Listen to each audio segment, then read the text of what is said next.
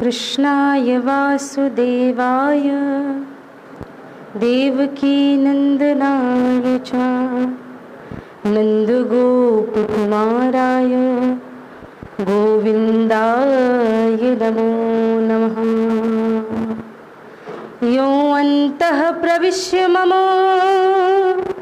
वाचमिमां प्रसूप्तां संजीवयत्यखिलशक्तिधरः स्वधाम्ना अनन्यासहस्रचरण श्रवणत्वगादि प्रणामो भगवते पुरुषाय तुभ्यं। दोनों हाथ ऊपर उठा के मुट्ठियाँ बांध के, क्योंकि शायद यहाँ बहुत सारे लोग ऐसे हैं जो परिचित होंगे ही कि मेरा एक नियम है कि मैं जैसे ही किसी भी सभा को या कार्यक्रम को प्रारंभ करती हूँ तो हम जय जय घोष करते हैं, और जय घोष भी ऐसे नहीं मुट्ठी बांध के उच्च स्वर में करते हैं। उसके पीछे का एक सबसे बड़ा मुख्य कारण ये है कि हिंदू संगठित नहीं हो रहे, हिंदू संगठित नहीं हो रहे, हिंदू संगठित नहीं हो रहे, पर हिंदुओं को संगठित होना कभी सिखाया ही नहीं जाता, एकता सिखाई ही नहीं जाती। तो मैं चाहती हूँ आप सभी दोनों हाथ ऊपर उठाएं और पूरे जोश के साथ, धर्म रक्षक वालों ने बाद में भोजन पानी का भी व्यवस्था किया हुआ है, तो आप निश्चिंत रहिए, अच्छे से जोर से जय जय घोष करिए। और आज जैसा कि विनोद भैया ने बोला कि हम विचार ही नहीं करते, तो इस हिंदू राष्ट्र विचार मंथन के कार्यक्रम को सफल हम तभी बनाएंगे जब मेरी नहीं बल्कि आप सबकी आवाज इस राजा भोज की नगरी में गूंजेगी। उड़ाइए दोनों हाथ और मुट्ठी बांध के सभी लोग मेरे साथ बोलेंगे, भारत माता की, भारत माता की, हिंदू राष्ट्र की, हिंदू धर्म की जय तू, जय तू, जय तू, जय तू, जय तू, जय तू, जय जय श्री राम, जय जय श्री राम, जय जय श्री राम।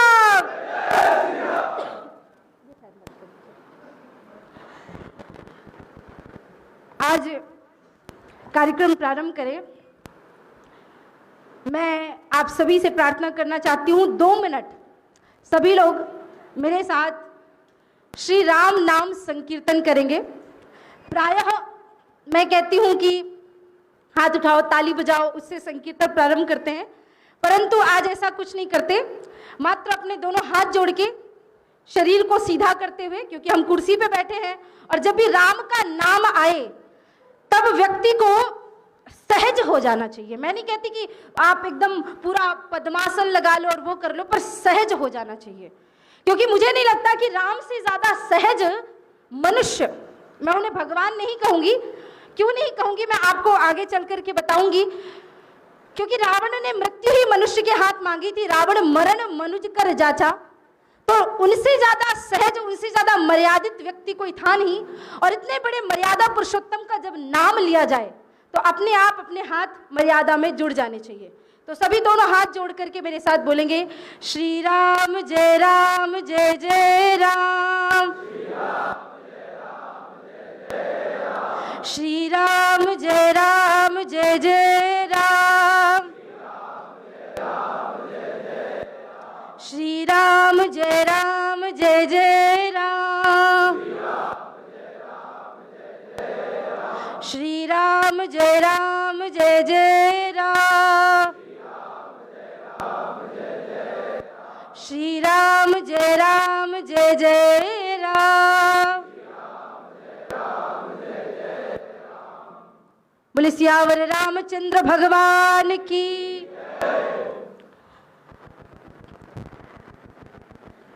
मंच पे विराजमान सभी महानुभावों, माता जी जिनको आप अभी श्रवण कर रहे थे, भाई विनोद यादव जी एवं उनके सभी धर्मरक्षक साथीगण, धर्मरक्षक के अलावा भी विभिन्न संगठनों से लोग यहाँ उपस्थित हैं, हमारे दादा सनातन संस्था के और अन्य सभी धर्मों के और सभी अलग अलग भावों के लोग यहाँ पर जुड़े हुए हैं। मैं आप सभी लोगों को प्रणाम करती हूँ, नमन करती हूँ, जो दूर दराज से यहाँ पर पधारे, भैया विनोद जी बता रहे थे कि बहुत सारे कार्यकर्ता ऐसे हैं कि कल बहुत बारिश हो रही थी तो रात को ही वहाँ से कोई बाइक में आया, कोई कार में आया, लेकिन यहाँ पे पधारे हैं। यहाँ जितने लोग भी बैठे, क्योंकि मैं पहले आपको ये बता दूँ, ये कोई धर्म सभा नहीं है, ये कोई भाषण वाली सभा नहीं है, या कोई ऐसा कार्यक्रम नहीं है जहाँ पब्लिक गैदरिंग करके और अपनी अपनी स्पीच रख करके लोग चले जाएंगे। ये एक ऐसी बैठक है जहाँ सारे हिंदू मिलकर के एक हिंदू राष्ट्र के विचार का मंथन करने के लिए उपस्थित हुए हैं।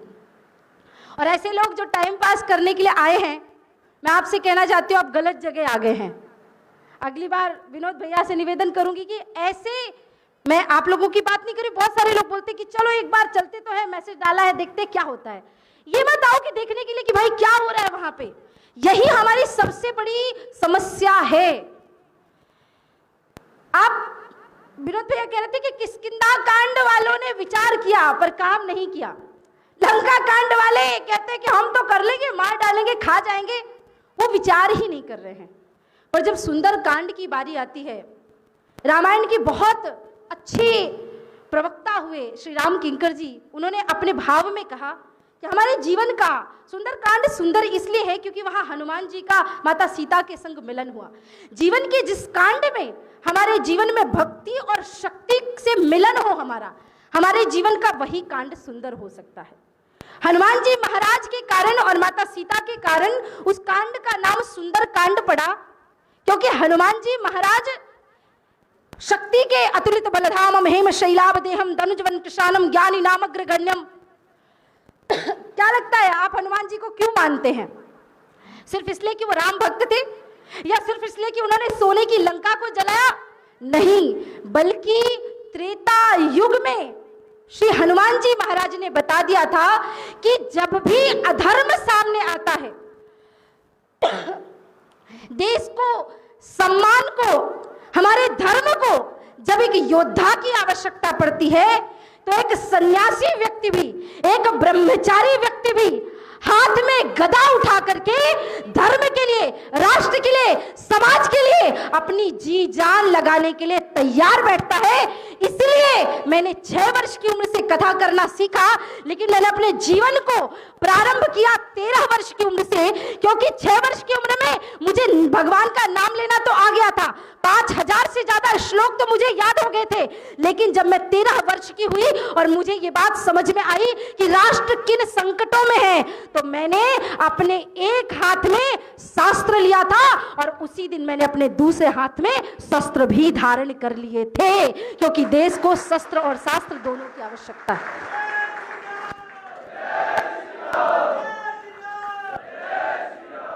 चलिए थोड़ी सी धरातल की बात करें।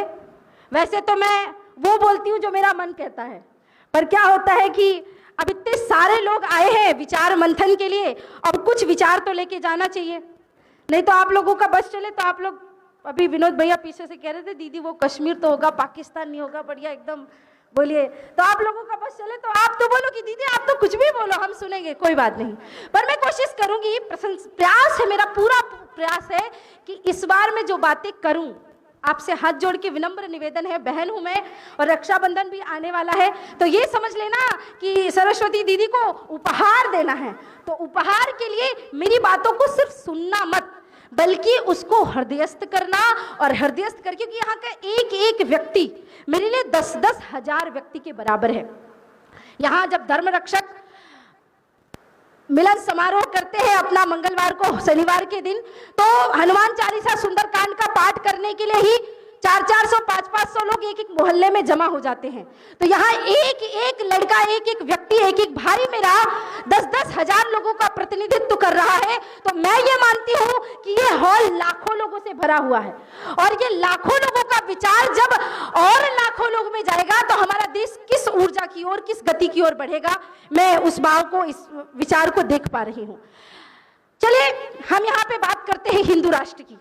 उससे पहले केडिया माता जी ने अखंड हिंदू राष्ट्र की बात कही, और जब हम बात करते हैं इस 21वीं शताब्दी में अखंड हिंदू राष्ट्र की बात करते हैं, तो थोड़ा सा पीछे की तरफ जाते हैं तो इंडोनेशिया के कोने से लेकर के बांग्लादेश तक, अफगानिस्तान तक, श्रीलंका तक, भूटान तक, नेपाल तक और तथाकथित पाकिस्तान तक हमारी सीमाएं कहां कहां नहीं थी, पर्शिया तक। हमारा अखंड हिंदू राष्ट्र का जो स्वप्न था, जिसको अभी हम देख रहे हैं, वो तो पहले से इतना विकसित था। जब आप 1000 साल पहले का इतिहास अफगानिस्तान का उठा करके देखो, तो वहां एक हिंदू राजा राज्य करता है, जहां पर 66% से ज्यादा हिंदुओं की आबादी राज्य करती है, और वहां पे देवी देवताओं को पूजा जाता है, माना जाता है।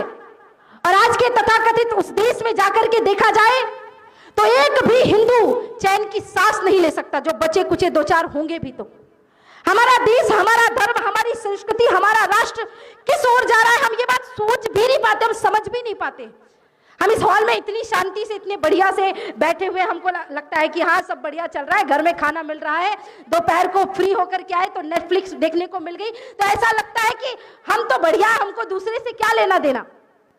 लेकिन थोड़ा सा, आपकी बात नहीं कर रही हूं, आपके पिताजी, आपके दादाजी और उनके दादाजी, बस ज्यादा नहीं, आप अपनी 3 पीढ़ियों का इतिहास अगर पढ़ के देखेंगे, उन्होंने कितनी यातनाएं सही हैं, उन्होंने कितना दर्द, इतना कष्ट, इतनी तकलीफें सही हैं, आप विचार भी नहीं कर सकते। अगर पाकिस्तान, जो सबसे रिसेंट हमारा बंटवारा हुआ, अगर उसकी बात करते हैं, तो बंटवारे के समय 14% से ज्यादा मुसलमान हिंदू थे वहां पे, और अब यहाँ पे देखिए ये 2011 का आंकड़ा है, 3.33 दशमलव कुछ आसपास वहां पे थे, 3% हिंदू बचे। कहा 14% से ज्यादा और कहा 3%।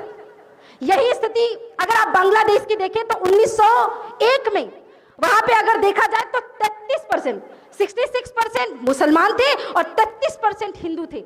अगर 2001 की वहां की जनगणना के हिसाब से देखा जाए तो सिर्फ 7 से 8% वहां हिंदू बचे। अब इसके बाद भी अगर मैं एक प्रश्न पूछूं कि वो हिंदू कहां गए, तो किसी को भी सोचने की आवश्यकता नहीं है, क्योंकि सब जानते हैं नरसंहार हुआ, धर्मांतरण किया गया, बहुत सारे हिंदुओं ने पलायन किया। मैं एक पुस्तक पढ़ रही थी, आज से 2016 के शायद का भाव है, 2016 में मुझे एक पुस्तक मिली, उसमें मैं बंटवारे की पूरी कहानियां और बातें सुन रही थी। उसमें पंजाब के शायद शेखपुरा करके एक कोई गांव था, शेखपुरा गांव से वो व्यक्ति था जो भाग करके आया था, और उसकी आंखों देखी बातें थी, और ऐसे बहुत सारे लोग थे जो उसके साक्षी थे। उन्होंने लिखा कि लाहौर की घटना है, और एक सरदार जी की मिल में 7000 हिंदू शरणार्थी रुके थे। मैं आपको बहुत डीप जाकर के नहीं बताऊंगी, क्योंकि पता नहीं आप कैसे हैं, पर मैं अंदर से बहुत भावुक इंसान हूं। मैं जब अपने हिंदुओं की स्थिति देखती हूं तो मुझे बहुत कष्ट होता है, बहुत दुख होता है, तो मैं इतना डीप जाकर के नहीं बता सकती आपको। 7000 से ज्यादा हिंदू उस मिल में घुसे हैं, और अचानक से पाकिस्तान मिलिट्री का एक बड़ा जत्था आता है और गोली चलाना शुरू कर देता है। 3-4 औरतें वहीं मर जाती हैं। तभी वहां पे सरदार आनंद सिंह करके एक व्यक्ति थे जो बाहर आते हैं, और वो कहते हैं कि आपको क्या समस्या है, हरा झंडा लेकर के कहते क्या समस्या है, आप क्यों गोलीबारी कर रहे हैं। तो उन्होंने कहा कि हमें 6500 रुपए चाहिए। उन्होंने तुरंत ला करके दे दिया। फिर उन्होंने गोली चलाना शुरू कर दिया। उन्होंने फिर झंडा लाया, फिर पूछा क्या चाहिए, बोले 1600 रुपए और दीजिए। उन्होंने दिया। थोड़ी देर बाद फिर उन्होंने गोली चलाना शुरू किया। धीरे धीरे धीरे धीरे लोग मरते जा रहे हैं। वो दुखी होके आते हैं और कहते हैं एक बार में बताइए कि हम क्या करें। बोले आप सभी लोगों को बाहर करिए, हम सबकी तलाशी लेना चाहते हैं कि कहीं किसी के पास कोई हथियार तो नहीं। 7000 हिंदुओं को बाहर निकाला गया। 2-4 अगर कोई अंदर छुप भी गया तो उसे गोलियों से भून दिया जाता, और सबसे एक ही मिनट में उनके सारे गहने, सारे जेवरात, जितने धन, कहते उस समय 30 लाख रुपए से ज्यादा धन एकत्रित किया गया था, रख दिया। और फिर उनकी जो सुंदर सुंदर लगभग 12 वर्ष से लेकर के 25 वर्ष की जो सुंदर जवान बेटियां थी, उन सबको उन्होंने एक किनारे छांट लिया। मणिपुर की घटना आपने सुन ली, लेकिन उस समय उन बहनों के साथ सामूहिक रूप से दुष्कर्म किया गया। और ये मैं किसी भी व्यक्ति को चाहिए कि हाँ दीदी इसमें क्या भाई सच्चाई है, क्या स्पष्टता है, तो आकर के मुझसे पूछे, मैं प्रमाण सहित सारी चीजें उन्हें बताऊंगी। जब आनंद सिंह जी ने विरोध किया तो उन्हें तुरंत मार दिया गया। जिन हिंदू लड़कों ने विरोध किया तुरंत मार दिया गया। ऐसा करते करते करते करते 15 मिनट में 7000 हिंदुओं में से कुछ चंद हिंदू बचे जो भाग खड़े हुए। भागते भागते हिंदुओं के हाथ में, किसी के पांव में, किसी के पीठ में बंदूकें लगती गई और सब 1971 का नरसंहार भी किसी से छुपा नहीं है कि 30 लाख से ज्यादा हिंदुओं को मार दिया गया। अब मैं आप सभी से एक बात पूछना चाहती हूँ, जब हम बात करते हैं और कहते हैं कि अरे हिंदुओं को कोई नहीं मिटा सकता, सनातन को कोई नहीं मिटा सकता, ऐसा नहीं हो सकता, जब हम ओवर कॉन्फिडेंस में ये बातें कहते हैं तो कभी हमने इतिहास को पढ़ने की बात सोची? चलो आप कहोगे कि दीदी जो चीज़ बंटवारा हो गया, जो देश हमारा है ही नहीं, उसके बारे में अपन क्यों बात करें।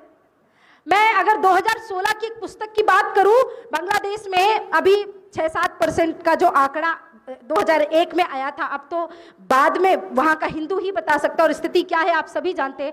2016 में एक पुस्तक आई, उस पुस्तक में वर्णित आया कि आने वाले 3 सदी में ये हिंदुओं का नामो निशान नहीं रह जाएगा। और ऐसे जाने कितनी बड़ी बड़ी पुस्तकें इनका दावा करती है इस्लामीकरण करने की। मैं अगर इस देश की बात करूं जिसे हम अब एक हिंदू राष्ट्र के स्वप्न की ओर देखते हुए, मैं आपको डिमोटिवेट करने या दुखी करने के लिए नहीं आई हूं। पहले मैं अपनी बातें बताऊंगी और फिर आगे बताऊंगी कि आपको करना क्या है, क्योंकि हम जिस मार्ग में जा रहे हैं वो बहुत ही गलत मार्ग है। उस मार्ग से आप अपने लक्ष्य को नहीं प्राप्त कर सकते। हमें इस सब सिचुएशन को, सभी बातों को सुनना पड़ेगा, समझना पड़ेगा, जानना पड़ेगा और उसके बाद उसके लिए सही तरीके से क्या मार्ग हमको लेके जाना है, किस मार्ग की ओर बढ़ना है, वो सुचारू रूप से काम करना पड़ेगा। भारत के जितने भी राज्य हैं, आप एक राज्य ऐसा बता दो जहां धर्मांतरण ना हो रहा हो। बहन ने, दीदी ने अभी बताया कि 2 वाद चलते हैं, एक ईसाइयों का और एक मुसलमानों का, एक इस्लाम का और एक क्रिश्चियनों का। जो इस्लाम है वो तलवार की नोक पे लोगों को धर्मांतरित करता है, आतंकवाद के डर से लोगों को धर्मांतरित करता है, 72 हूरों का सपना दिखा दिखा करके लोगों को अपने पास बुलाता है। और जो ईसाई है वो किताबें दिखा रहे हैं, चिकित्सा दिखा रहे हैं, स्कूल कॉलेज दिखा रहे हैं, एक मुट्ठी चावल दे दिया तो राइस क्रिश्चियन बन गए। और इनके चर्च भी अलग अलग है, ट्राइबल चर्च है, दलित चर्च है। ये ऐसा नहीं है कि भाई हर ईसाई एक ही चर्च में जाता है, ना महाराज ना। ये हमसे बात करते कि हिंदू छुआछूत और इसकी बात करते, हिंदुओं में छुआछूत तो थी नहीं, जाति पाति पूछे नहीं कोई, हरि को भजई सो हरि का होई, ये हमारी रामचरितमानस की चौपाई है। अगर जाति पाति देखी जाती तो मेरे राम शबरी के बेर कभी खाते ही नहीं। अगर जाति पाति देखी जाती तो भगवान कृष्ण विदुर जी के घर के केले के छिलके खाते ही नहीं। तो हमारे यहाँ तो जाति पाति थी नहीं, हमारे यहाँ तो वर्ण व्यवस्था थी। ये सब छुआछूत जाति पाति इन्होंने ही बनाया, जो सिखाते हैं, जो बताते हैं कि भाई। तो अब हम अगर अपने भारत की बात करते तो ऐसा लगता है लोगों को कि चलो वो देश तो बढ़ गए, लेकिन जो देश मिला उसमें तो सुखी से रह लो। अब क्यों भाषण देना, अब क्यों दंगे फैलाना, अब क्यों हिंदू राष्ट्र की बातें करना, क्योंकि जो हमारे पास देश है वो भी पूरी तरह से नहीं है। जिस भूभाग में हम जी रहे हैं वो छिन्न भिन्न कर दिया गया है। बांग्लादेशी इतने घुसपैठी बंगाल में, असम में, त्रिपुरा में आके बसे हुए हैं और वोट बैंक की राजनीति के चक्कर में हजारों लाखों की संख्या में इन विधर्मियों को, आतंकवादियों को शरण दी जाती है। केरल हो, अरुणाचल हो, मेघालय हो, त्रिपुरा हो, आंध्र प्रदेश हो, कर्नाटक हो और तो और छोड़िए आपका मध्य प्रदेश भी इन चीजों से बचा नहीं है। मध्य प्रदेश में भी हिंदू कम हो रहे हैं। मैं ये नहीं कहूंगी कि आप भी नारे लगाओ हम 5 हमारे 25, क्योंकि देश को आवश्यकता है, माता जननी को आवश्यकता है कि जननी जनतो भक्त जन याद आता या सूर, नहीं तो जननी बाझ रहे क्यों खोवे है नूर। लेकिन हमारे देश में हिंदुओं की जनसंख्या कम होने के और इनके जनसंख्या बढ़ने के 3 कारण थे। पहला कारण धर्मांतरण। मुसलमानों ने, चाहे गुरु गोविंद सिंह जी के दोनों पुत्र हो, जोरावर सिंह, फतेह सिंह, उनका इतिहास उठा करके देख लो, जो लोग डटे रहे उन्होंने अपना धर्म नहीं छोड़ा। लेकिन चंद लोगों ने अपने थोड़े से स्वार्थ के लिए या डर के कारण, कोई मर गया, कोई डर गया, जो मर गए उनको आज इतिहास याद कर रहा है और हम उनकी बातें कर रहे हैं और उनको उनकी पद्धतियों को आगे बढ़ा रहे हैं। जो डर गया आज वो तथाकथित अब्दुल और रहीम चाचा बनकर के घूम रहे हैं। इनसे इनका 5 पीढ़ी का इतिहास तो बताया नहीं जाएगा माँ। 5 पीढ़ी के बाद अगर आप इनसे बात करेंगे तो कोई ना कोई रमेश सुरेश इत्यादि नाम लेकर के आ जाएगा। लेकिन फिर भी हम इस बात को जानते हैं कि ये हमारे ही अपने लोग हैं और मैं तो अपने हर मंच से कहती हूं कि आ जाओ, मुझे कोई आपत्ति नहीं है। अभी भी अगर तुम्हें घर वापसी करनी है, अपने धर्म में वापस आना है, तो मैं घर वापसी करने वालों के लिए तो सदैव तत्पर रहती हूं, उनका स्वागत करने के लिए तत्पर रहती हूं। और क्योंकि ये सभी धर्म रक्षकों को मैं अपना भाई समझती हूं, तो मैं ये भी कहती हूं डंके की चोट पे कि भोपाल नगरी के आसपास अगर किसी को घर वापसी करनी है तो मेरे सभी धर्म रक्षक भाई भी उनका उसी प्रकार से स्वागत करेंगे जैसा साध्वी सरस्वती करती है।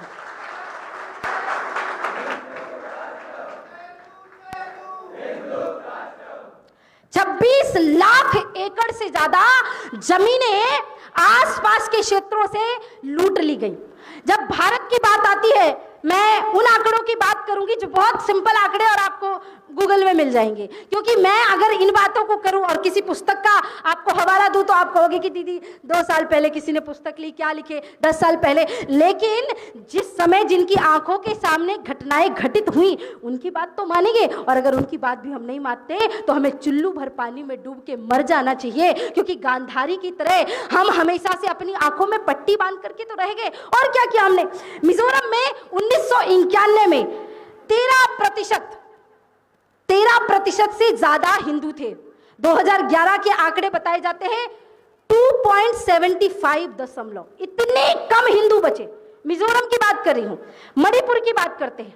1991 में 58% हिंदू, और 2011 की बात करते हैं तो 41% से भी कम हिंदू हो गए। अब आप सोचिए कि मैं बांग्लादेश की बात नहीं कर रही हूं, मैं पाकिस्तान की बात नहीं कर रही हूं, मैं अफगानिस्तान की बात नहीं कर रही हूं, मैं उस भारत की बात कर रही हूं जिस भारत को और पाकिस्तान का बंटवारा ही धर्म के नाम पे हुआ था कि मुसलमान पाकिस्तान चले जाए। और यहां जैसा दीदी ने बताया कि उत्तर प्रदेश में ज्यादा मुस्लिम है। उत्तर प्रदेश भारत में जितने हिंदू थे उस समय यहां तो 14% से भी ज्यादा होकर के बढ़ गए, और वहां पे हिंदुओं की जनसंख्या घटती गई। यहां मुस्लिमों की जनसंख्या बढ़ती जा रही है और वहां पर हिंदुओं की जनसंख्या कम होती जा रही है। अगर आपसे मैं एक बात पूछना चाहती हूं कि हम जिन आंकड़ों की बात करते हैं उन आंकड़ों को छोड़ भी दिया जाए, आपके भोपाल की बात करती हूं। बहुत सारे ऐसे लोग हैं जो 60-70 साल पहले इस भोपाल की स्थिति को देखते होंगे, और आज के भोपाल की स्थिति, अगर 10 हिंदुओं के घर हैं और 1 मुस्लिम का घर अगर वहां पे बन गया तो आने वाले 25 सालों में वहां से 10 के 10 हिंदू पलायन कर जाते हैं और वहां पे कुल 11 घर मुसलमान के हो जाते हैं। अगर 11 घर में से 1 घर मुस्लिम का था, 10 घर हिंदू के थे, तो 10 साल बाद क्या होता है, 20 साल बाद क्या होता है, सारे के सारे घर मुसलमानों के हो जाते हैं। ये तो इनका आतंक है, ये तो इनका भ्रष्टाचार है, ये तो इनका पापाचार है। हमारी बहन बेटियों के साथ बहुत सारे लोग मेरे अपने हैं परिचित के, वो कहते हैं कि भाई हमारा दोस्त ऐसा नहीं है, क्योंकि लोगों को सेक्युलरिज्म का बुखार चढ़ा है। सेक्युलरिज्म का बुखार उसे कहते हैं कि ईद में हम उनके यहाँ सेवैयाँ खाने जाते हैं, क्रिश्चियन के यहाँ हम अपने बच्चों को सैंटा बना करके लेके जाते हैं, लेकिन उनके बच्चे हमारे यहाँ कभी रामनवमी में राम बन करके नहीं आते हैं। इसे हम कहते हैं सेक्युलरिज्म का बुखार। बहुत साधारण सा वाक्य या एक छोटी सी चर्चा किसी ने व्हाट्सएप पे भेजी थी। कई बार व्हाट्सएप की बातें सिर्फ ऐसे टाइम पास नहीं होती हैं, अच्छी भी होती हैं, पढ़ना लिखना चाहिए। जोक तो बहुत फॉरवर्ड करते हैं, सनातन धर्म से जुड़े हुए कोई जोक आए तो लोग फटफट, अरे गणेश जी की पूंछ में ऐसा था, फिर इनका ऐसा था, इनका, ये मजे आते हैं लोगों को और लोग फटफट फॉरवर्ड करते हैं। हिंदुओं की तो 33 करोड़ देवी देवता है, किसको बुलाए और इतने, लेकिन जब कोई सच्ची बात बोलेंगे तो बोलेंगे हमको क्या लेना देना, हमारे घर में थोड़ी कोई समस्या है, जब होगी तब देखी जाएगी। तो पर अभी थोड़े दिन पहले ही मुझे व्हाट्सएप पे आया, मैंने देखा कि एक माता जी जो देखती है कि उनका पति रोज किसी ना किसी पीर फकीर की मजार में उनके फ्रेंड अब्दुल के साथ चला जाता है। जब बात आती है कि भाई उनकी जो पत्नी थी, उन्होंने कहा कि देखो, दरवाजे पे खड़ी हो गई 4-5 बाल्टी पानी लेकर के और बोले आज के बाद तुम किसी भी पीर फकीर की मजार से आओगे तो तुम्हें दरवाजे के बाहर स्नान करना पड़ेगा, तभी तुम घर के अंदर घुस सकते हो। तो उस आदमी ने कहा पागल हो गई है क्या, मैं भला नहा के क्यों अंदर आऊं?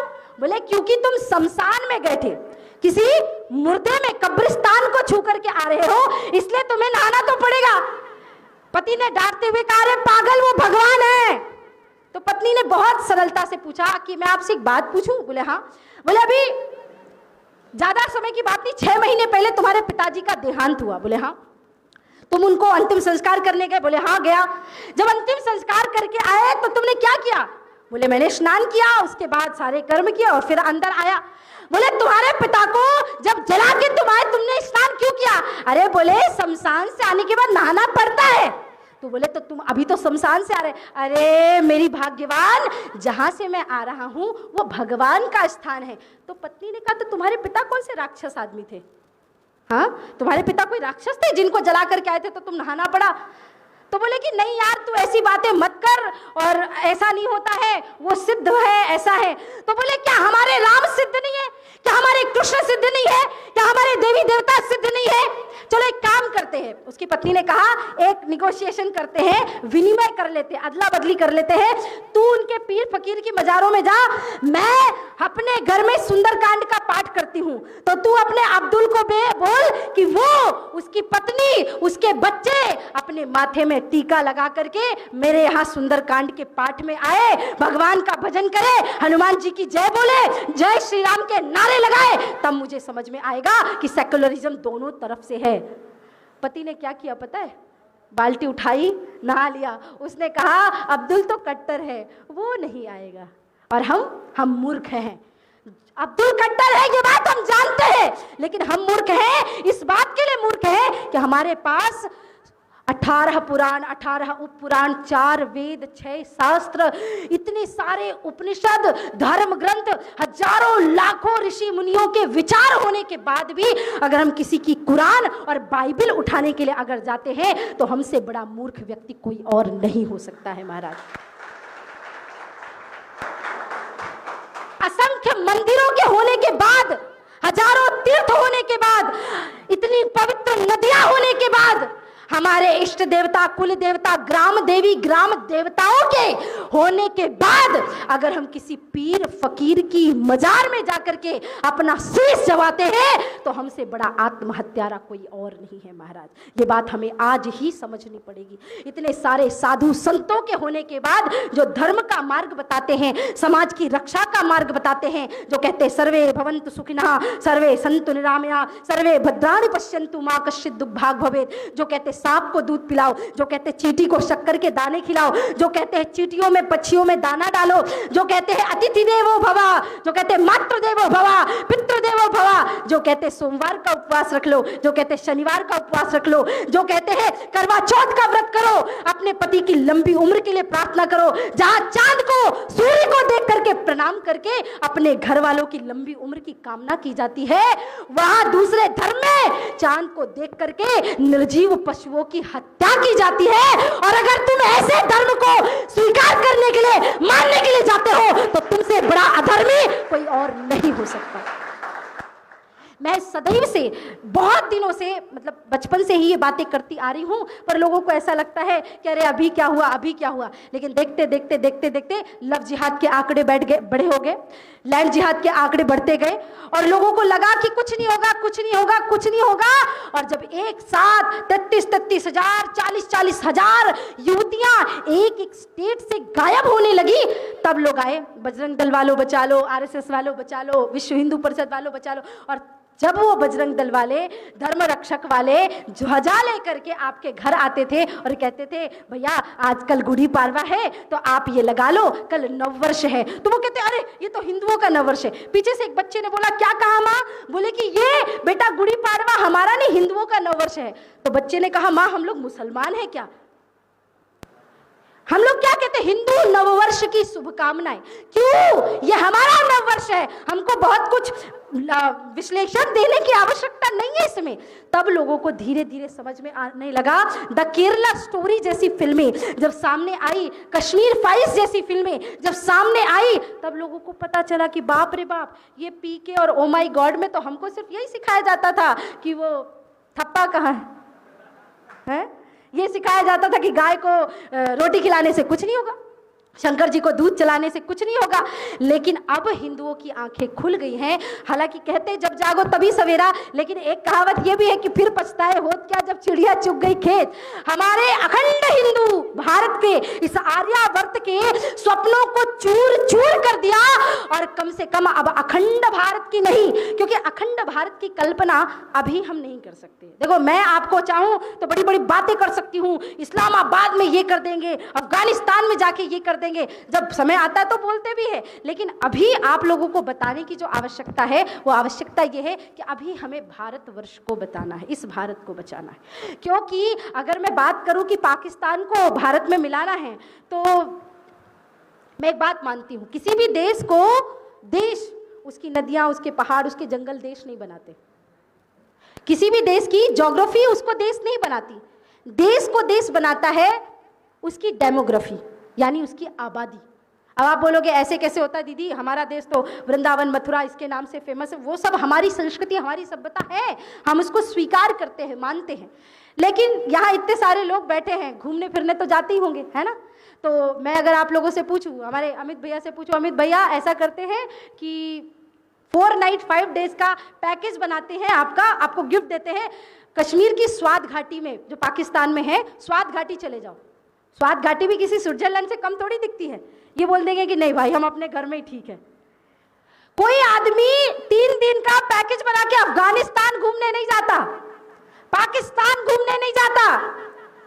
कुछ होंगे सेक्युलरिज्म के वो लोग, बोले चलो इस बार पाकिस्तान चल के आते हैं, और जब वहां से लौट के आते हैं तो कट्टर हिंदू बन के आते हैं। उनको समझ में आता है क्यों नहीं जाते वहां पे, क्योंकि वहां पे, मैं एक कट्टर बात बोलने जा रही हूँ, लोगों को चुभेगी, कुछ लोग जो उसके अनुयायी होंगे उनको समझेगा, लगेगा, लेकिन ये बात सत्यता है। इस्लाम की शिक्षा ले लेके, कुरान की आयतों को पढ़ पढ़ के अफगानिस्तान, बांग्लादेश, पाकिस्तान के लोग मानव से दानव बन चुके हैं। अब दानव कैसे है, मैं आपको सीधा सा एग्जाम्पल देती हूँ। आपने फ्रांस की घटना देख ली, फ्रांस की इतनी घटनाएं दिखाई गई, उनमें से एक घटना शायद आपको बताई नहीं गई होगी, लेकिन तथाकथित थोड़े समय पहले की बात है। फ्रांस में एक इंग्लिश वुमन का रेप होता है, एक मुस्लिम युवक उसका रेप करता है, और बहुत गंदे तरीके से चीर फाड़ करके उसका रेप करता है। वो एक गली में भीख मांग रही है, गुहार लगा रही कि मुझे कोई बचाओ, और तभी कार में सवार 3 मुस्लिम युवक और आते हैं, जो उसे उसकी सहायता देने का हवाला करते हैं कि हम तुम्हें सहायता देंगे, और वो उसको उसकी कार पे बिठा के लेके जाते हैं। उसे अपने फ्लैट में लेके गए, और उन 3 मुस्लिम युवकों ने उस लड़की के साथ फिर से रेप किया। रेप की पीड़ित महिला के साथ फिर से रेप किया जाता है। हलाला, खतना, 3 तलाक, ये सब हम जानते हैं। लेकिन 1-2 चीज और भी है जो मैं इस मंच से शायद बहुत सारी चीजें ना बता सकूं। एक स्त्री होने के साथ मर्यादा भी है मेरे अंदर। मैं भागवत कथा, राम कथा, व्यासपीठ पे बैठती हूँ। ब्रेस्ट कटिंग, महिलाओं के स्तनों को काट दिया जाता है। अब आप देखो, इतने जाहिल, इतने दुष्ट, दुराचारी, व्याभिचारी किस्म के लोग हैं, इतनी घृणित मानसिकता इनकी है, जहां पे स्त्री पुरुष किसी भी प्रकार के सम्मान की, यहां कहा जाता है यत्र नारस्ति पूजन्ते रमन्ति तत्र देवता, और वहां कोई सम्मान नहीं। कोई भी, मैं कभी इसे धर्म कहती भी नहीं हूं। इस्लाम कोई मजहब हो या इत्यादि हो, मुझे उससे फर्क नहीं पड़ता, पर ये कभी धर्म नहीं हो सकता, क्योंकि धर्म कहा जाता है धर्मो रक्षति रक्षितः। अगर आप धर्म की रक्षा करो तो धर्म आपकी रक्षा करता है। लेकिन इन्होंने तथाकथित जितनी भी चीजें बनाई, मैं बाइबिल और कुरान दोनों की बात करती हूँ। बाइबिल के दम पे ईसाइयों ने धर्मांतरण किया, क्योंकि बहुत सारी बातें होती ना बोलने की, पर मैं आज आपको ये यहाँ तक का आखिरी विषय बता के आगे बताऊंगी थोड़ा सा क्या करना है, फिर अपनी वाणी को विश्राम करूंगी। क्योंकि आपको जानना बहुत जरूरी है। आप लोगों को समझाते हैं, आप लोगों को बताते हैं, तो आपका जानना, आपका समझना बहुत ज्यादा आवश्यक है। चलिए पहले बाइबिल की बात करते हैं। बाइबिल ने पूरी दुनिया भर में, अमेरिकी देशों में भी बहुत सारी जगह ईसाई नहीं थे, वहां भी बाइबिल के दम पे जाकर के और अपने उसमें जिनका जहां भी, मैं तो अभी 1.5 महीना लंदन में मेरी कथा थी, इतने सारे चर्च बिकाऊ है वहां पे, चर्चों को तोड़ दिया जाता, कोई औकात नहीं वहां पे चर्चों की।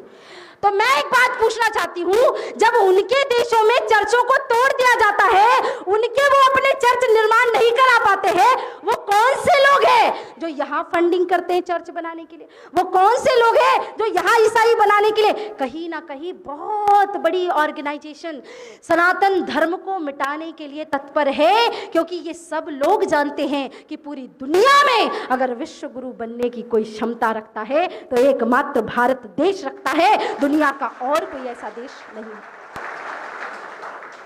अफ्रीकी राष्ट्र है वहां पे, केन्या है, वहां एक राष्ट्रपति थे जोमो केन्येटो।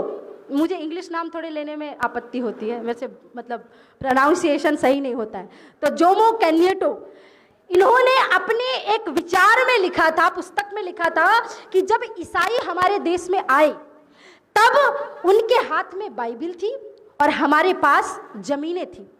ध्यान से सुनिएगा, बहुत बड़ी बात बताने जा रही हूं और इसको समझना पड़ेगा। बोले जब ईसाई हमारे देश में आए तो उनके हाथ में बाइबिल थी और हमारे पास जमीनें थी। उन्होंने हमें आंख बंद करके प्रार्थना करना सिखाया और हमने भी सोचा प्रार्थना करना कोई गलत बात नहीं है। हमने आंख बंद करके प्रार्थना करी, लेकिन जब हमारी आंख खुली तो उल्टा हुआ, हमारे हाथ में बाइबिल थी और उनके हाथ में हमारी जमीनें थी। और यही हमारे भारतवर्ष के साथ हुआ। अब बात करते हैं कुरान की, तो मुझे बताने की आवश्यकता नहीं है, मैं तो साथ में, कई बार क्या होता है कि अब इतनी सारी, आज तो माता जी को धन्यवाद करूंगी, इतनी पुस्तकें लेके आई, मेरी भी बड़ी इच्छा होती है। फिर क्या होता है कि कोई व्यक्ति आता ही नहीं पूछने के लिए कि दीदी सच में बताओ, एक जिज्ञासा होती है ना कि कहाँ लिखा है। थोड़ा आज के युवकों को कोई जिज्ञासा नहीं, अच्छा सुन लिया, वीडियो में रिकॉर्ड कर लिया, फिर देख लेंगे बाद में।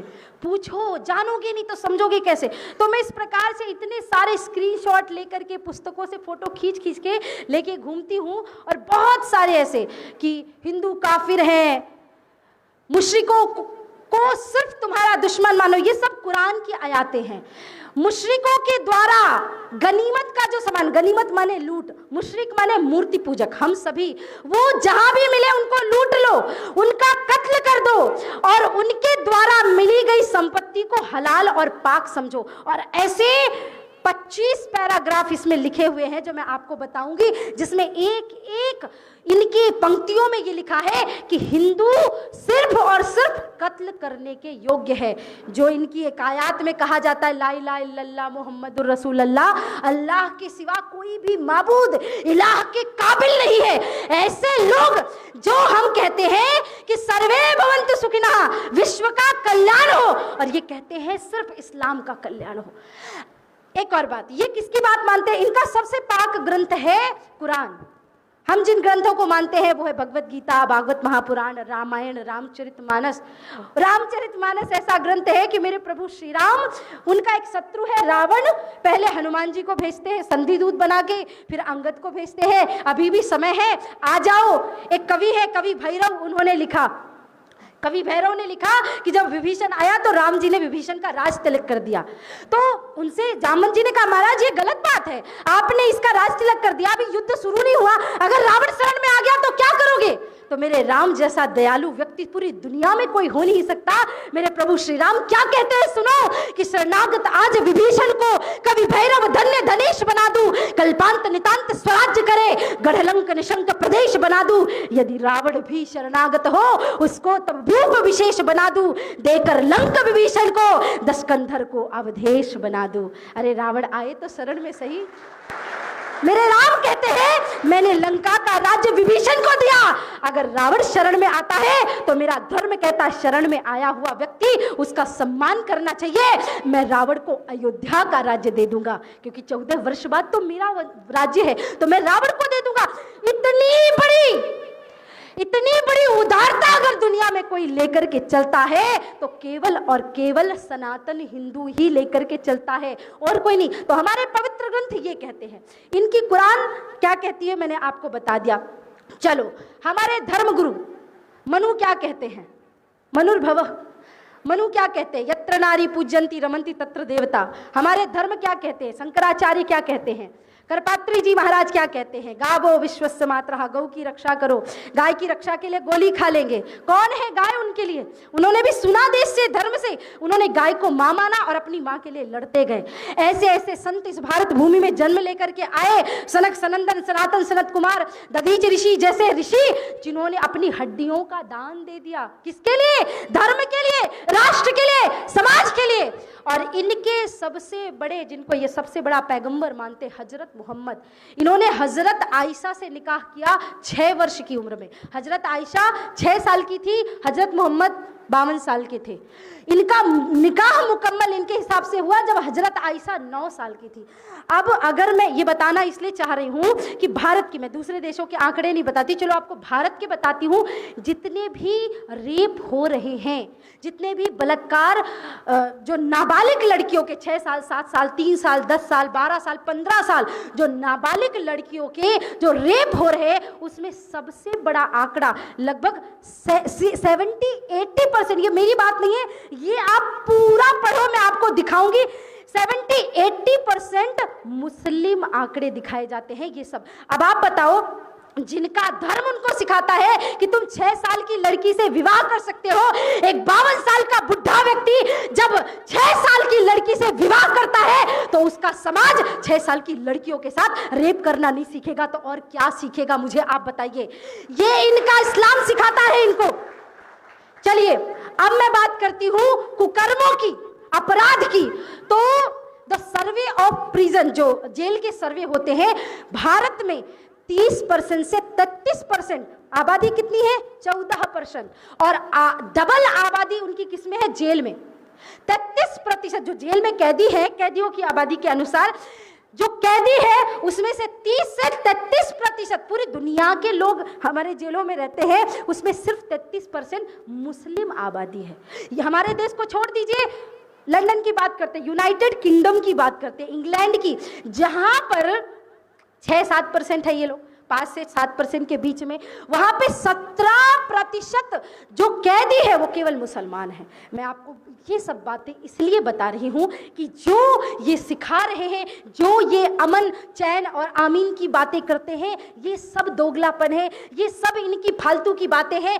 अगर आप एक बार, और जैसा पूर्व में हमारी बहन माता जी ने, केडिया माता ने कहा कि इस्लाम कहीं है ही नहीं, खत्म हो चुका है, आप सचमुच में अब जो लोग आ रहे हैं वो जाग रहे हैं, जो पुराने मुसलमान थे वो खुद हिंदू बनते चले जा रहे हैं और वो ये बात कहते हैं हमारा ऐसे मजहब से कोई वास्ता नहीं है जो दूसरों को मारने, कूटने, पीटने में बिलीव करता है, लूटने में विश्वास करता है। लेकिन हिंदुओं, हमारी आंखें कब खुलेंगी? हमें अपनी आंखों को खोलना पड़ेगा। और मैं बार बार आपसे एक बात कहती हूं कि याचना नहीं, अब रण होगा, संघर्ष महाभीषण होगा और उस संघर्ष के लिए हमें तैयार रहना होगा। चाहे महाराणा प्रताप का भाला हो या छत्रपति शिवाजी महाराज का वाघनख हो, चाहे हमारी माता दुर्गा का त्रिशूल हो और चाहे शिवजी महाराज का डमडम डमरू उठा करके पूरी दुनिया में तांडव करना पड़े, पर लेकिन सत्य सनातन धर्म, वैदिक हिंदू धर्म की रक्षा करना एकमात्र हम सभी का आज से उद्देश्य होना चाहिए। हम अपने धर्म के लिए, हम हमेशा से कहते आ रहे हैं कि जो हम किसी को छेड़ते नहीं, जो हमें छेड़ता है हम उसको छोड़ते नहीं, लेकिन जो अब हमारी संस्कृति, हमारी आन बान शान के साथ खिलवाड़ करता है, बहुत सारे लोगों ने कहा दीदी एक काम करो, आप वो 72 हूरों के बारे में कुछ थोड़ा सा बताओ। तो मैं आप लोगों से बस एक बात बोलना चाहती हूँ, वो इतनी अमर्यादित चीज़ें हैं, आप तो पारिवारिक बीच में बात नहीं की जाती, लेकिन कभी अगर टाइम पास ना हो रहा हो तो किसी स्टैंड अप कॉमेडियन को सुनने की जगह, कोई कॉमेडी शो देखने की जगह, किसी मौलवी का 72 हूरों में आप कोई एपिसोड लगा करके देख लेना, और आप जब देखोगे तो देखते देखते आप हंसी से लोटपोट हो जाओगे और आप यही बात करोगे कि ये ऐसी बातें तो हमारे यहाँ के 5 साल के बच्चे भी नहीं करते, बिना तर्क की जो बताते हैं कि तुमको ऐसी पत्नी मिलेगी, ऐसे मिलेगी, वैसी मिलेगी। ये सब प्रलोभन दिया जाता है, और ये प्रलोभन तब दिया जाता था जब एक हिंदू दूसरे हिंदू से अगर एक गांव में भी जाना होता था तो पैदल यात्रा करनी पड़ती थी। लेकिन अब सोशल मीडिया का ज़माना है, तो मैं आपको सारी चीज़ें वाइंड अप करते हुए आज ये बताती हूँ। हमारा ये बहुत अच्छे से पढ़ लीजिए पूरा, ये ग्लोबल वो बताया गया है, भगवा रंग लगाया गया है, और ये भगवा रंग सिर्फ लगाया नहीं गया है, हमारा स्वप्न है। उस स्वप्न को साकार करने के लिए भारतवर्ष को पहले धीरे धीरे हमारे भोपाल के लोग भोपाल को देखें, दूसरे देशों के लोग, राज्यों के लोग दूसरे राज्यों को देखें, दूसरे जिलों के लोग दूसरे जिलों को देखें, और जो हिंदू राष्ट्र विचार मंथन है, आज विचार हो चुका है, कल से काम करना है जाके। मैं एक दुख मुझे और है, बड़े सम्मानित लोग यहाँ पे बैठे हैं और उनकी बड़ी पहचान नेताओं से, बड़े बड़े लोगों से है, तो ये बात आप करें कि ईसाइयों को अरबों रुपए की फंडिंग मिलती है, मुसलमानों को अरबों करोड़ों रुपए की फंडिंग मिलती है, लेकिन कोई भी संस्था जो हिंदू धर्म के लिए काम करती, सनातन धर्म के लिए काम करती है, उन बच्चों को काम करने के लिए बहुत तकलीफ होती है। शायद मैं ये बात कह रही हूँ, धर्म रक्षकों को थोड़ा सा दुख लगेगा कि दीदी ये सार्वजनिक बातें नहीं है, आप ऐसे मत करिए, उनकी बातें हैं, प्राइवेट बातें हैं, मैं साझा नहीं करना चाहती, लेकिन मैं दुखी हूं इसलिए मुझे करना पड़ेगा। और विनोद भैया भी मेरी बातें पे थोड़ा सा गौर करें, वो सुने कि जब इस कार्यक्रम की रूपरेखा बनी पिछले साल से अभी तक, तो आज से 4 महीने पहले विनोद भैया का एक फ़ोन आया कि दीदी हमें इस बार हिंदू राष्ट्र विचार मंथन का कार्यक्रम बहुत बड़े स्तर पे करना चाहते हैं, और हम चाहते हैं कि अच्छा खासा बढ़िया व्यवस्था की जाए, जो भी हमारे युवक भाई आते हैं दूर दूर से, उनके रहने की, खाने की समुचित व्यवस्था हो, और बड़े ध्यान से सुनना, और चाहो तो वीडियो बना लो और बना के उन नेताओं को दिखाओ। जब वो बताया जाता है कि सफ़ेद कालीन बिछा करके और नीचे कांटे रख के, जो भैया ने बताया ये स्वप्न दिखाते, उन नेताओं तक दिखाओ और उनकी आंखें खोलो कि भाई थोड़ा तो काम करो। तो इन्होंने कहा कि दीदी ऑडिटोरियम करते हैं, ऐसा करते वैसा। मैंने कहा ठीक है, मैंने भी अपने अनुसार प्रयत्न किए, 2-4 नेताओं को फ़ोन लगाया, और वो तो हाँ दीदी ठीक है शाम को बताता हूँ, और उनकी शाम तो अभी तक हुई नहीं। वो 3 महीने हो गए, उनकी शाम नहीं आई अभी तक। मेरा एक भाव होता है कि मैं कई बार एक फ़ोन से ज़्यादा, 2 फ़ोन से ज़्यादा नहीं लगाती, क्योंकि एक तो इस वस्त्र का भी कुछ मान है, इस तिलक का भी मान है, और दूसरी बात कि भाई हम ठीक है यहाँ तो रोड पे बैठ करके लोगों ने धर्म की बातें करी हैं, तो कोई बात नहीं, अभी हमारे पास ये स्थान तो भगवान ने सुरक्षित स्थान दिया ही दिया था। तो ऐसा करते करते इन्होंने बहुत सारे कार्य किए, और ये विनोद यादव और धर्मरक्षक के लोग भी कोई इतने हाई प्रोफाइल घर से भी नहीं है कि इनके माता पिता करोड़ों अरबों रुपए का कोई व्यापार करते हो और लो बेटा 1 करोड़ रुपए तुम हिंदू विचार मंथन में लगा दो। तो ये लोग एक छोटा छोटा काम करके अपना धर्म राष्ट्र समाज के लिए काम करने के लिए आगे आते हैं, और उसके बाद जब यहाँ पे तथाकथित लोग इनको निचोड़ते हैं कि भाई चुनाव आ गया, चलो जय श्री राम के नारे लगाना तुम्हारा काम है, तो आज से आप लोगों से एक बात कहना चाहती हूँ, यहाँ जितने हिंदुत्ववादी संगठनों के लोग बैठे हुए हैं, आप अगर वो समय आ गया है कि एक हाथ से ले एक हाथ से दे वाली भावना भी हुई, तो कभी मत सोचना कि मैं आपको डांटूंगी या आपको कभी बोलूंगी कि ऐसा मत करना। अब जब कोई नेता तुम्हारे पास हाथ जोड़ के आए कि भाई हमें तुम्हारी जरूरत है, सबसे पहले उसको कहना हमारा लगातार एक हिंदू राष्ट्र विचार मंथन कार्यक्रम हो, अभी से पेपर में लिख के दो कि आप उस कार्यक्रम को स्पॉन्सर करोगे, जो भी हिंदू भाई आएगा उनके खाने पीने रहने की समुचित, क्योंकि हम तो ये नहीं कह रहे कि तुम हमारी बहन की धूमधाम से शादी करा दो, हमें नया घर दिला दो, नई मोटरसाइकिल दिला दो, हमें ये सब कुछ नहीं चाहिए, लेकिन हिंदू राष्ट्र धर्म समाज के लिए अगर कोई काम करना चाहते हैं तो थोड़ा तो आगे बढ़ो। अरे हर आदमी कुछ नहीं कर सकता, एक एक आदमी, एक एक व्यक्ति 1000-2000 का सहयोग तो कर ही सकता है, बूंद बूंद से घड़ा भरता है, लेकिन बहुत समस्या है, और ये समस्या सिर्फ धर्म रक्षकों की नहीं है, बहुत सारी संस्थाओं की जो धर्म का काम करते हैं, ये सब की समस्या है। हमारे लोग उनको सहयोग नहीं करते। मुस्लिमों को अरबों रुपए की फंडिंग आती है, और हमको लाखों रुपए भी, अगर करोड़ खर्च होने तो लाखों भी नहीं आते, हजारों भी नहीं आते। ये बहुत दुख की बात है। मेरा खुद का अनुभव है, कोरोना के समय हमारी गाय मर रही थी, हमने लोगों को बोला हमको कुछ नहीं करना, गौजल पात्र बिछाने हैं, आप एक काम करो, एक पात्र ज्यादा नहीं आता, 1500 रुपए का आता है। एक मैंने सेठ जी को फोन लगाया था, मैंने कहा आप 30 गौजल पात्र दे दो। उन्होंने कहा साध्वी जी अभी तो बहुत तंगी चल रही है। 15-20 दिन बाद कोविड खुला, उन्होंने नई कार उठाई, 40 लाख रुपए की कार खरीदी। मैं दंग रह गई मैंने कहा 40 लाख की कार खरीदने के लिए पैसे इनके पास, पर 30 गौ पात्र। हम कभी स्वयं के लिए नहीं कहते, लेकिन लोग बस अपनी जेब भर रहे हैं। हमें अभी धन से भी मजबूत होना पड़ेगा। भाइयों से भी कह रही हूं, अच्छी से अच्छी शिक्षा लो, पढ़ाई करो, व्यापार करो और धर्म को समय दो। अगर तुम अपने धर्म की रक्षा नहीं करोगे तो फिर मैं वही बार बार कहती हूं, हिंद महासागर में डूब के मरने के सिवा हिंदुओं के पास कोई चारा नहीं बचेगा। इसलिए अगर आगे बढ़ना है, धर्म के लिए काम करना है, तो आज से ही आगे बढ़ो, अस्त्र शस्त्र सुसज्जित बनो। हमारे जो भी तिथि त्योहार आते हैं धूमधाम से मनाओ। रामनवमी आए तो पूरे भोपाल को भगवामय कर दो, गुड़ी पाड़वा आए तो पूरे भोपाल को भगवामय कर दो।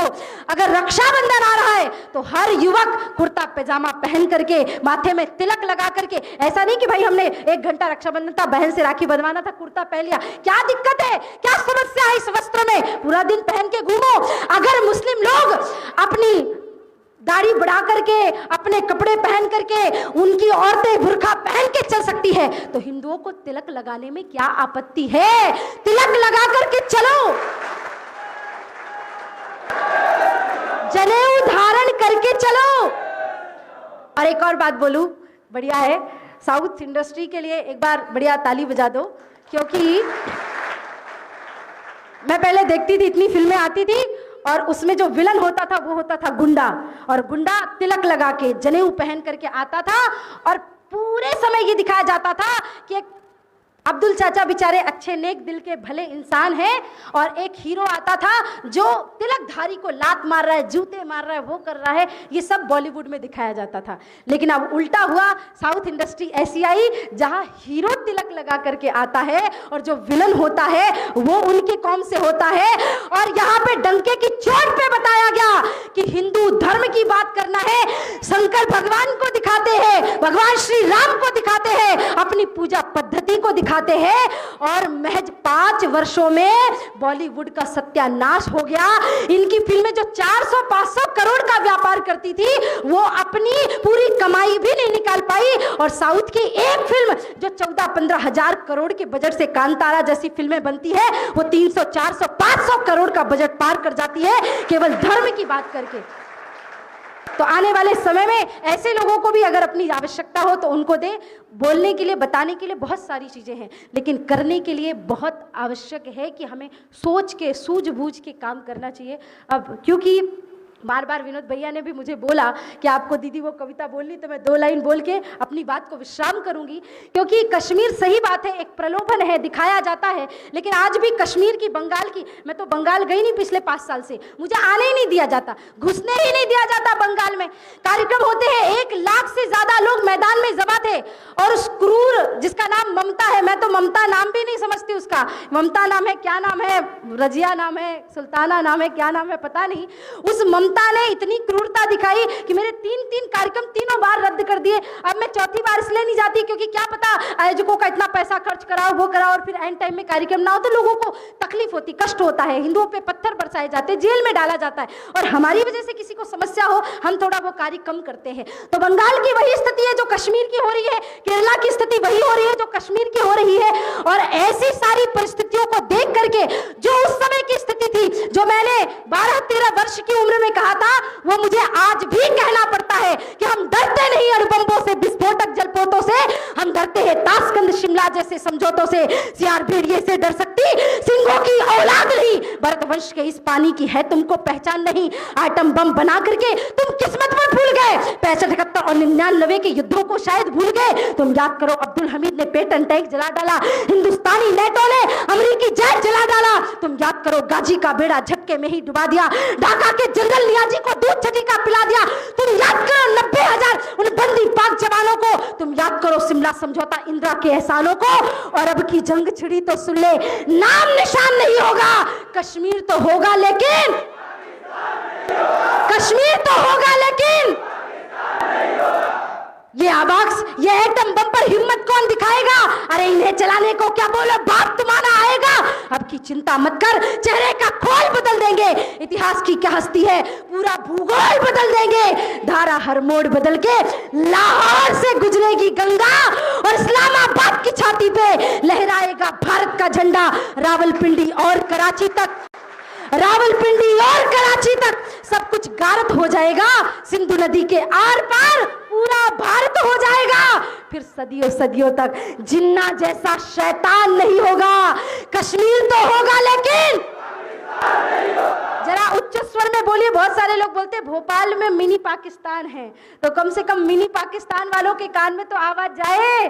क्या आवाज जाए? इतनी जोर से जय जय घोष करो, कश्मीर तो होगा लेकिन। चलिए दोनों हाथ ऊपर उठाइए और मुट्ठी बांध के मेरे साथ सब लोग जय जय घोष करेंगे और मैं मेरी वाणी को विराम करूं।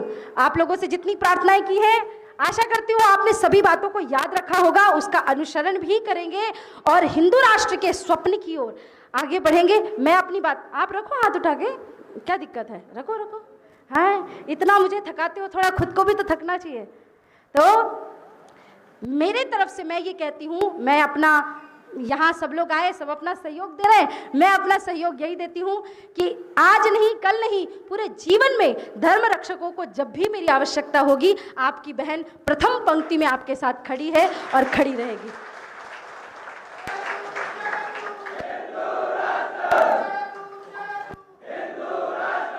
उसके बदले में आपको उठाइए उठाइए हाथ उठाइए, कोई बात नहीं, 2 मिनट ऐसे एक्सरसाइज समझ लो, है ना, कार्डियो है। आप पसीना चलेगा, फिर थोड़ा सा, आजकल लोग मेरे को देखो खा खा के मोटी हो गई, 2015 में आई थी तो कैसी थी, 12 में कैसी थी, अब देखो है। तो क्या होता है कि जब मैं कुछ आपको देती हूँ तो आपका भी कर्तव्य राखिए, देना पड़ेगा।